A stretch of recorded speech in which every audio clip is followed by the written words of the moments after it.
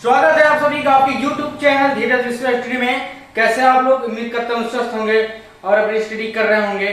तो आज हम बात करेंगे कि प्रोटीन क्या है, प्रोटीन किन किन चीजों से मिलकर बनता है, प्रोटीन का हमारे शरीर पर क्या प्रभाव पड़ता है, क्या कार्य होता है, ये सारी चीजें हम बात करेंगे प्रोटीन के बारे में। तो देखते हैं प्रोटीन क्या है।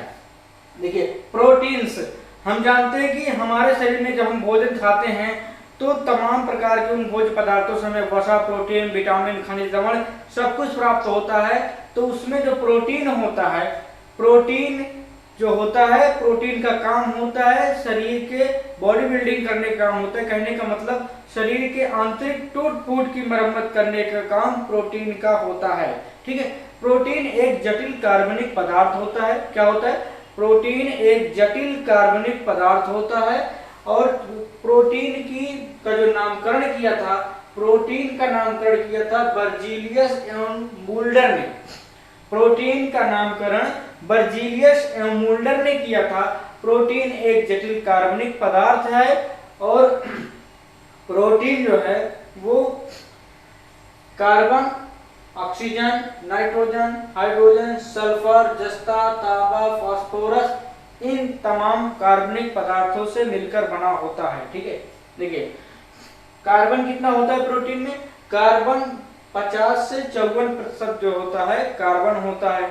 उसके बाद ऑक्सीजन की जो मात्रा होती है प्रोटीन में वो होती है 21 से 24% और नाइट्रोजन की मात्रा होती है 13 से 16% और हाइड्रोजन की मात्रा होती है 7%, सल्फर की मात्रा होती है 0.2 से 7%। बाकी ये आंशिक रूप में, आंशिक मात्रा में जो है जस्ता, तांबा, फास्फोरस पाए जाते हैं। कहने का मतलब जो प्रोटीन होता है वो एक जटिल कार्बनिक पदार्थ है। प्रोटीन का नामकरण बर्जीलियस एवं मूल्डर ने किया था।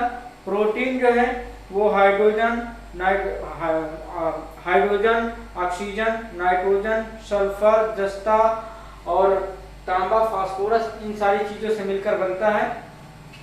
उसके बाद प्रोटीन का वर्गीकरण किया गया है कि प्रोटीन को कितने भागों में क्लासिफाइड किया जा सकता है, इसका वर्गीकरण किस तरह से किया जा सकता है।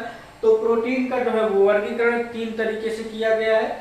त्रिविम आकृति के आधार पर यहाँ पर जो प्रोटीन का वर्गीकरण है वो प्रोटीन का आकार कैसा होता है उस आधार पर प्रोटीन का वर्गीकरण किया गया। मतलब उसके शेप उसका कैसा होता है, उसकी साइज कैसा होता है, उस आधार पे जो है यहाँ पे प्रोटीन का वर्गीकरण किया गया है। और जो ऑप्शन जो बी हम लोग वर्गीकरण कर रहे हैं रासायनिक संयोजन के आधार पे कि इसमें कौन कौन से रासायनिक पदार्थ से मिलकर जो है प्रोटीन बना होता है, वो होता है रासायनिक संयोजन के आधार पे। उसके बाद कुछ विशिष्ट उनके कार्य होते हैं, विशिष्ट भूमिकाएं होती हैं, उसके आधार पर तीसरा वर्गीकरण हम करते हैं। यहाँ पे जगह नहीं है इसलिए अभी हम केवल आकृति के आधार पे और उसके रासायनिक संयोजन के आधार पे जो है प्रोटीन का वर्गीकरण करते हैं। ठीक है, तो जो आप देखिए प्रोटीन जब आकृति के आधार पर वर्गीकृत करते हैं तो इसमें इसको जो है दो भागों में बांटते हैं। जैसे फाइब्रस, पहला है फाइब्रस प्रोटीन। क्या है? Fibrous protein.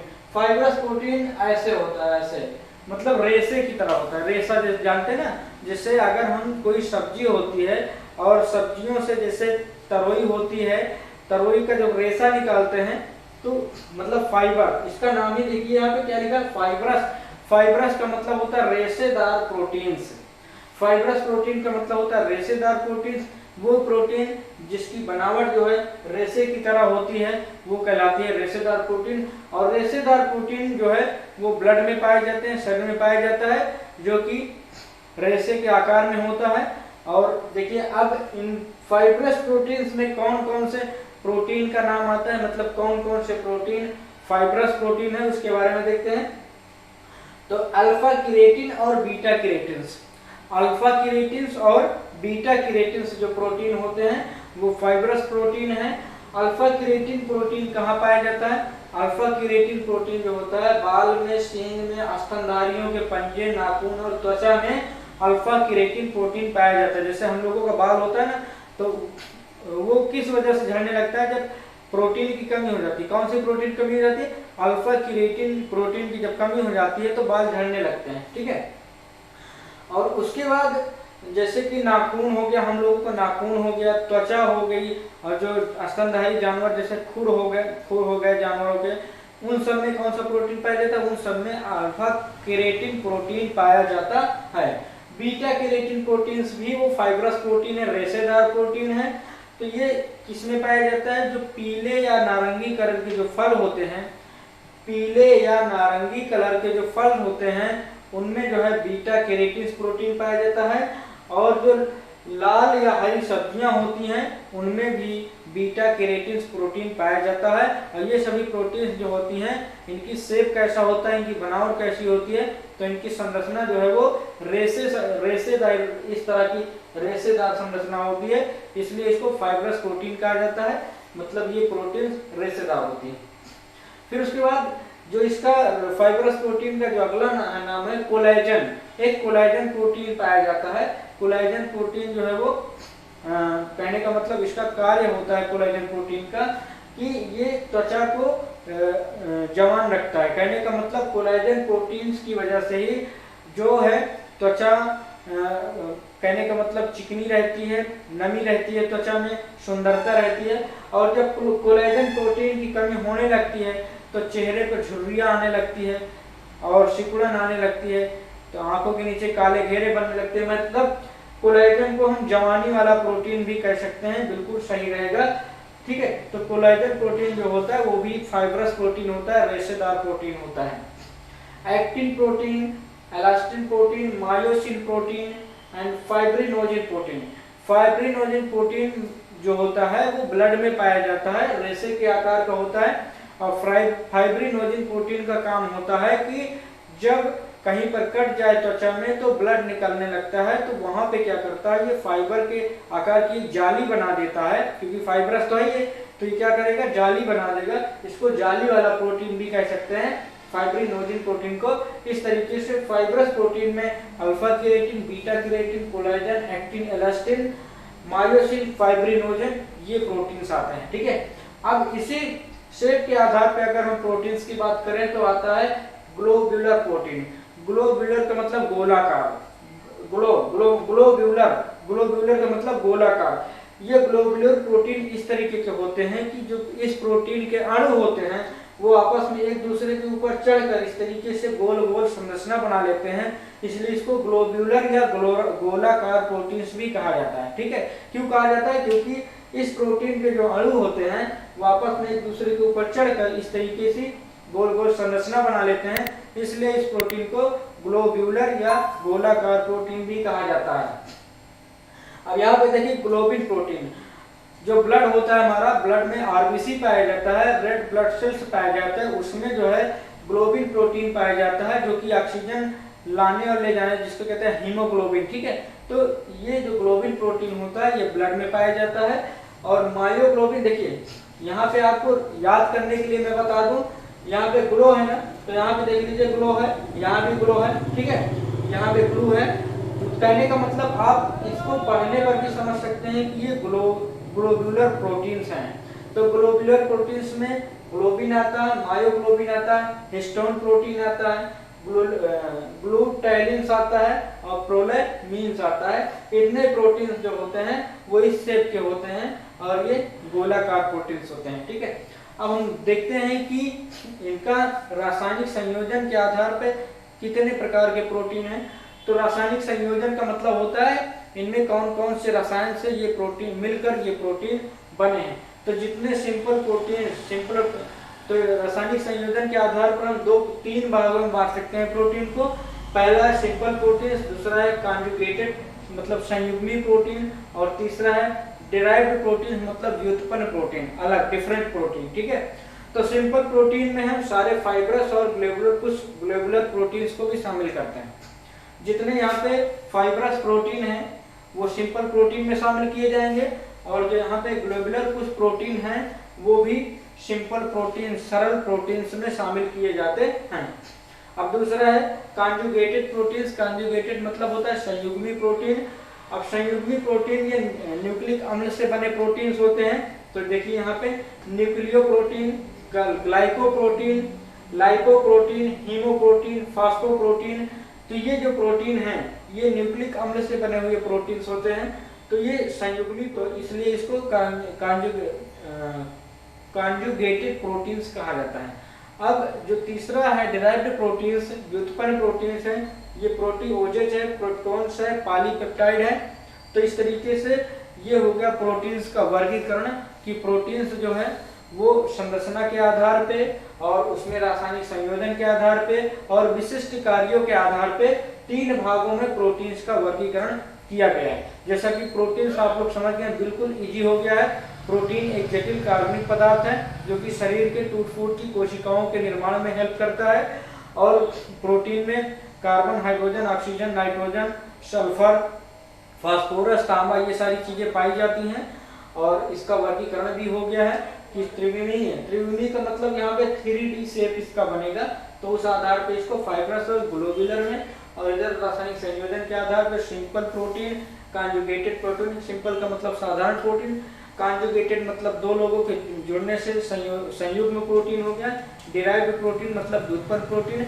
अब हम अगले जो हमारा क्लासिफाइड पार्ट है उसके बारे में देखते हैं। ठीक है, अभी हम प्रोटीन का वर्गीकरण पढ़ रहे हैं कि प्रोटीन का कितने प्रकार में इसको क्लासिफाइड किया जा सकता है। तो अभी हमने देखा कि प्रोटीन्स को जो है उसके विशिष्ट संरचनात्मक आधार पे और उसमें रासायनिक संयोजन के आधार पे। अब हम पढ़ेंगे विशिष्ट भूमिकाओं के आधार पे प्रोटीन्स कितने प्रकार के होते हैं। तो देखिए यहाँ पे पहला जो विशिष्ट भूमिका के आधार पे, पहला स्ट्रक्चरल प्रोटीन्स।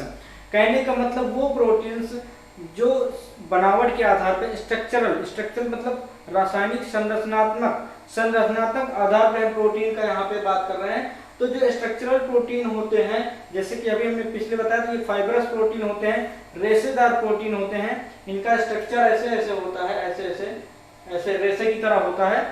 तो ये स्ट्रक्चरल प्रोटीन्स होते हैं, जैसे कि alpha keratin, beta keratin, collagen, elastin. इन प्रोटीन्स के बारे में हमने इसके पहले बात किया था। ठीक है, ये फाइब्रस प्रोटीन होते हैं।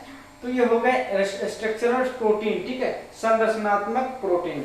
अब जो दूसरा प्रोटीन है एंजाइमिक प्रोटीन। एंजाइमिक मतलब मैं आपको इस वीडियो में इसको ऐसे बता दूंगा कि आपको ये समझ में आ जाएगा कि हाँ ये बिल्कुल इजी है समझना। देखिए स्ट्रक्चरल का मतलब संरचनात्मक प्रोटीन, जैसे फाइब्रस प्रोटीन हो गया, ठीक है, fibrous protein, alpha keratin, beta keratin, collagen, elastin होता है। ठीक है, एंजाइमिक प्रोटीन्स का मतलब होता है वो प्रोटीन्स जो एंजाइम से बने होते हैं। ठीक है, वो प्रोटीन जो एंजाइम से बने होते हैं उसको कहते हैं एंजाइमिक प्रोटीन। ठीक है, तो सभी एंजाइम्स जो होते हैं वो प्रोटीन होते हैं, लेकिन सभी प्रोटीन वो एंजाइम्स नहीं होते। सभी एंजाइम्स प्रोटीन होते हैं लेकिन सभी प्रोटीन एंजाइम्स नहीं होते हैं। तो एंजाइमिक प्रोटीन्स का मतलब होता है वो प्रोटीन जो एंजाइम्स से बने होते हैं। ठीक है, अब देखते हैं तीसरा प्रोटीन जो है रेगुलेटरी प्रोटीन्स। रेगुलेटरी आप यहाँ पे इसके शब्दों से समझेंगे तो समझ जाएंगे। रेगुलेटरी का मतलब होता है नियमित करने वाला, ठीक है, नियंत्रक। तो यहाँ पे रेगुलेटरी प्रोटीन्स ये किसी न किसी शारीरिक कार्य को, हार्मोन्स को नियमित करके रखते हैं, कंट्रोल में रखते हैं, उनके ऊपर रेगुलेशन रखते हैं। तो रेगुलेट करते हैं मतलब उसको नियमित बना के रखते हैं, संतुलित बना के रखते हैं। तो वो प्रोटीन जो शरीर के कुछ हार्मोन्स को, कुछ क्रियाओं को नियमित करके रखते हैं उसको कहते हैं रेगुलेटरी प्रोटीन्स। रेगुलेटरी प्रोटीन जो होते हैं वो इंसुलिन होता है।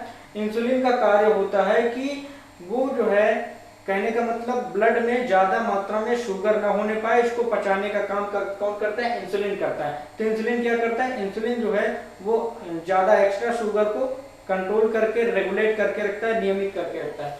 ग्लूकागॉन का भी यही कार्य होता है कि ये शुगर को बढ़ने से रोकता है और उसको पचाने का काम करता है। तो ये भी रेगुलेटरी प्रोटीन है, मतलब ये शुगर को रेगुलेट करके रखता है, नियमित करके रखता है। फिर अगला है वृद्धि हार्मोन्स। वृद्धि हार्मोन्स जो होते हैं वो भी रेगुलेटरी प्रोटीन होते हैं। क्यों? क्योंकि ये जो है शरीर की वृद्धि को नियमित करके रखते हैं, रेगुलेट करके रखते हैं कि शरीर की वृद्धि कितनी हो या कितनी ना हो। तो उन सारे जितने भी हार्मोन्स होते हैं, वृद्धि हार्मोन्स, वो रेगुलेटरी प्रोटीन्स होते हैं। थायरॉक्सिन हार्मोन्स जो होता है, थायरॉक्सिन हार्मोन्स ये थकावट, मतलब यहाँ पे थायराइड ग्रंथि से निकलने वाले हार्मोन्स को थायरॉक्सिन हार्मोन्स कहते हैं। तो ये भी एक प्रकार से शरीर की क्रियाओं को नियमित करने का काम करता है। तो थायरॉक्सिन हार्मोन्स भी रेगुलेटरी प्रोटीन होता है। Mobility proteins. Mobility proteins, mobility माने गति, मोबिलिटी मतलब मूवमेंट, गति करना, ठीक है। तो वो प्रोटीन्स जो कि शरीर में गति पैदा करने वाले प्रोटीन्स होते हैं, मूवमेंट करने वाले प्रोटीन्स होते हैं, मोबिलिटी लाते हैं शरीर के अंगों में, उसको कहते हैं मोबिलिटी प्रोटीन्स, जैसे एक्टिन, मायोसिन। ठीक है, तो यहाँ पे मायोसिन प्रोटीन जो होता है ये करता क्या है, रासायनिक ऊर्जा को यांत्रिक ऊर्जा में बदल देता है। मतलब जो भी हम खाद्य पदार्थ खाए पिए हुए हैं उस ऊर्जा से हमारे शरीर में ऊर्जा प्रदान होती है, जिससे हम कोई कार्य कर पाते हैं। जैसे हमारा हाथ मूवमेंट कर रहा है, इस तरह से इधर उधर मोबिलिटी इसमें हो रही है हमारे हाथ में, हमारे किसी भी अंग में जो मोबिलिटी होती है वो मायोसिन प्रोटीन की वजह से होती है। इसलिए एक्टिन और मायोसिन को मोबिलिटी प्रोटीन कहा जाता है। और ये करते क्या है, क्योंकि यहाँ पे मोबिलिटी है तो कहने का मतलब ये हार्मोन्स को और अन्य जो हमारे पदार्थ होते हैं शरीर में खाते पीते हैं, अन्य पदार्थ जो होते हैं उनको भी शरीर के दूसरे अंगों तक सर्कुलेट करते हैं, मतलब भेजने का काम करते हैं। तो ये हो गया हमारा मोबिलिटी। मोबिलिटी से आप समझ सकते हैं गति करना, संचालित करना, एक स्थान से दूसरे स्थान तक भेजना, ये काम करने वाले प्रोटीन को मोबिलिटी प्रोटीन कहा जाता है। अब नेक्स्ट है ट्रांसपोर्ट प्रोटीन। ट्रांसपोर्ट का मतलब आप समझ रहे हैं यातायात प्रोटीन, मतलब एक स्थान से दूसरे स्थान पे पहुंचाने वाला प्रोटीन। ठीक है, जैसे कि इस ट्रांसपोर्ट प्रोटीन में आता है हीमोग्लोबिन। हीमोग्लोबिन क्या होता है, हीमोग्लोबिन एक प्रोटीन होता है जो आरबीसी में पाया जाता है। हीमोग्लोबिन जो है वो ऑक्सीजन को शरीर के सभी कोशिकाओं तक पहुंचाने का कार्य करता है। तो पहुंचाने का काम जो करता है उसको ट्रांसपोर्ट कहते हैं, जैसे रेलवे ट्रांसपोर्ट और एयर ट्रांसपोर्ट। उसी तरीके से शरीर के किसी भी पदार्थ को शरीर के दूसरे हिस्से तक ले जाने वाले प्रोटीन को क्या कहेंगे, ट्रांसपोर्ट प्रोटीन कहते हैं। ट्रांसपोर्ट प्रोटीन में हीमोग्लोबिन हो गया जो कि ऑक्सीजन को ले जाने का कार्य करता है। सीरम एल्ब्यूमिन, सीरम एल्ब्यूमिन जो होता है ये अम्ल का निर्माण करता है। उसके बाद हार्मोन एवं अन्य पदार्थों का भी संचालन करता है। ठीक है, तो ये भी संचालन प्रोटीन हो गया। अब नंबर 6 है डिफेंस प्रोटीन्स। डिफेंस का मतलब आप समझते हैं रक्षा प्रोटीन। वो प्रोटीन जो हमारे शरीर की रक्षा करने का काम करेंगे उनको कहते हैं डिफेंस प्रोटीन। तो डिफेंस प्रोटीन में देखते हैं क्या है, लिम्फोसाइट्स। लिम्फोसाइट्स करता क्या है, लिम्फोसाइट्स जो है हमें कहने का मतलब हमारे शरीर को रक्षा प्रणाली, इम्यूनिटी सिस्टम, मतलब इम्यूनिटी पावर मजबूत करने का काम करता है, जिससे हमारा शरीर जो है तमाम जीवाणुओं से, रोगाणुओं से बचने में सक्षम होता है। तो लिम्फोसाइट क्या होता है, वो डिफेंस प्रोटीन होता है। ठीक है, इंटरल्यूकिन, इंटरल्यूकिन 2 ये भी डिफेंस प्रोटीन होता है। नेक्स्ट है interferon, interferon, thrombin and fibrinogen. तो इंटरफेरॉन, थ्रोम्बिन और फाइब्रिनोजन जो प्रोटीन होते हैं ये सभी रक्त में पाए जाते हैं और ये शरीर की रोगाणुओं से रक्षा करने का काम करते हैं। जैसे कि फाइब्रिनोजन क्या करता है, जब कहीं पर अंग में कट जाता है तो उसके बाद ब्लड निकलने लगता है, ब्लड को रोकने का जो काम करता है वो थ्रोम्बिन और फाइब्रिनोजन का होता है। तो इस तरीके से लिम्फोसाइट्स, इंटरल्यूकिन 2, इंटरफेरॉन, थ्रोम्बिन और फाइब्रिनोजन प्रोटीन जो होते हैं ये डिफेंस प्रोटीन है, ये शरीर की रक्षा करने वाले प्रोटीन्स हैं। अब क्वेश्चन नेक्स्ट है 7th, nutrient and storage proteins. वो प्रोटीन्स जो हमारे शरीर में पोषक तत्व प्रदान करते हैं और उनको स्टोर करके रखते हैं, उनको संग्रहित करके रखते हैं, उनको कहा जाता है न्यूट्रिएंट प्रोटीन्स। न्यूट्रिएंट का मतलब पोषक प्रोटीन। ठीक है, स्टोरेज प्रोटीन का मतलब उन न्यूट्रिएंट्स को इकट्ठा करके रखने वाले प्रोटीन्स। तो यहाँ पे जाइंस नाम का एक प्रोटीन होता है जो कि मक्का में पाया जाता है।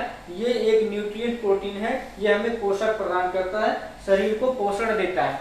और फैसियोलिन, फैसियोलिन एक प्रोटीन होता है, ये भी न्यूट्रिएंट प्रोटीन है। ये क्या करता है, ये मटर में पाया जाता है, ये भी पोषण प्रदान करता है। ग्लूटेलिन, ग्लूटेलिन प्रोटीन जो होता है ये गेहूं और चावल में पाया जाता है, ये भी न्यूट्रिएंट्स प्रोटीन है, ये हमारे शरीर को पोषण प्रदान करता है। और नेक्स्ट है कैसीन प्रोटीन। कैसीन जो है दूध में पाया जाता है, कोई कैसीन को पचाना काफी कठिन होता है, तो कैसीन जो प्रोटीन होता है वो दूध में पाया जाता है। तो इस तरीके से ये सभी प्रोटीन जो है वो न्यूट्रिएंट्स प्रोटीन है। तो इस वीडियो में हमने आपको बता दिया कि प्रोटीन क्या होता है, प्रोटीन के कितने भागों में उसको वर्गीकृत किया गया है, क्लासिफाइड किया गया है और किस बेस पे उसको क्लासिफाइड किया गया है। तो ये पूरा आपको समझ में आ गया होगा। आपको करना क्या है, चैनल को सब्सक्राइब करना है, यदि आपने सब्सक्राइब नहीं किया है तो बेल आइकन को प्रेस कर देना है ताकि लेटेस्ट वीडियोस की नोटिफिकेशन आप तक पहुंचती रहे। वीडियो को पूरा देखा करें, लाइक करें, कमेंट्स करें। और मिलते हैं अगले वीडियो में, तब तक के लिए जय हिंद।